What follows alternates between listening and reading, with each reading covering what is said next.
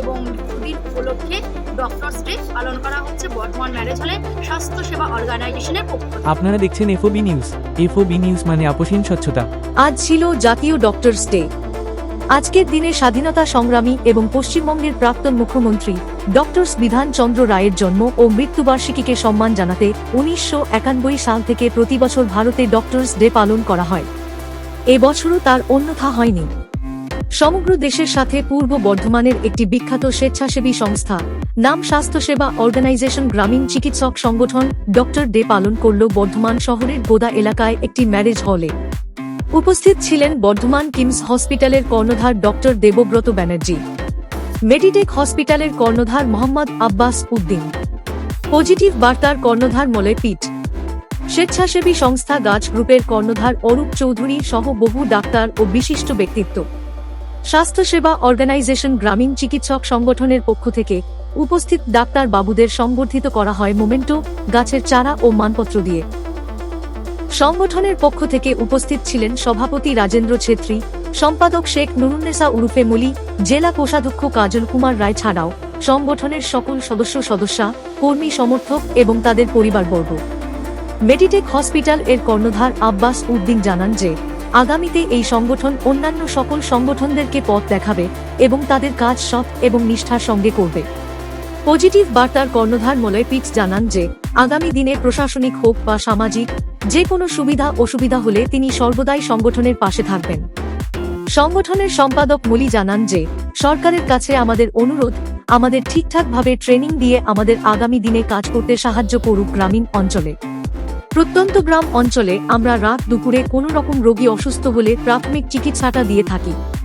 উনি আরও জানান সারা বছরই আমাদের সংগঠন নানা রকম মহতি উদ্যোগ নিয়ে থাকে। চিন্তা ভাবনাটা হচ্ছে যে এটা তো প্রত্যন্ত গ্রামের সাধারণ মানুষকে একটা পরিষেবা দিয়ে থাকেন যেগুলো প্রয়োজন। কারণ একটা প্রত্যন্ত গ্রামে একটা মানুষ তাকে একটা মুমূর্ষু রোগী যখন তাদের কাছে যায় তো তারা তখন একটা ট্রিটমেন্ট দিয়ে একটা সেফ জোনে পৌঁছে দেয়। এই সেফ জোনে পৌঁছানো পর্যন্ত যেই জায়গাটা সেটা কিন্তু এই গ্রামীণ চিকিৎসকরা করে থাকেন। এদের দ্বারাই একটা মানুষ একটা জীবন ফিরে পায়। কারণ প্রত্যন্ত গ্রামে উন্নত মানের পরিষেবা বা উন্নত মানের ডাক্তার থাকে না, তো তাদের কাছেই মানুষ রাতের অন্ধকারে ছুটে যায়। এরাই কিন্তু সেই রাতের অন্ধকারে সেই মানুষটাকে একটা পরিষেবা দিয়ে একটা বৃহত্তর হসপিটাল বা নার্সিংহোম বা সরকারি জায়গা বা ভালো একটা ডাক্তারের কাছে পৌঁছানো। এটা এদের একটা বিশাল বড় অবদান, এটা ভুলার নয়।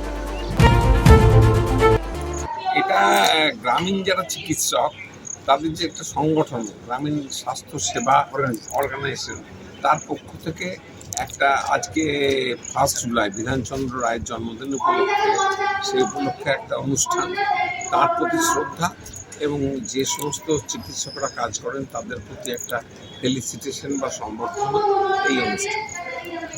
কি বলবেন এই যে উদ্যোক্তারা যারা উদ্যোগটা নিয়েছে, কি বলবেন তাদের জন্য? এই সংগঠনের যারা সদস্য তারা বেসিক্যালি মূলত তারা গ্রামের দিকের যে স্বাস্থ্য পরিকাঠামো তার বেসিক ইনফ্রাস্ট্রাকচার এত আমাদের দেশে এমনিই কম, কিন্তু তারা সেই পরিকাঠামোর মধ্যেও তারা কিন্তু এই সার্ভিসটা দিচ্ছেন এবং এই সার্ভিস দিচ্ছেন যারা তারা হচ্ছে অত্যন্ত একটা ইয়ের মধ্যে কষ্টকর পরিকাঠামোর মধ্যেও তারা কিন্তু পরিষেবা দিচ্ছেন এবং এই পরিষেবাটা মানুষের ক্ষেত্রে এত প্রয়োজন এবং এত গুরুত্বপূর্ণ, অনেক জরুরি এবং সেটা তারা করে যাচ্ছে।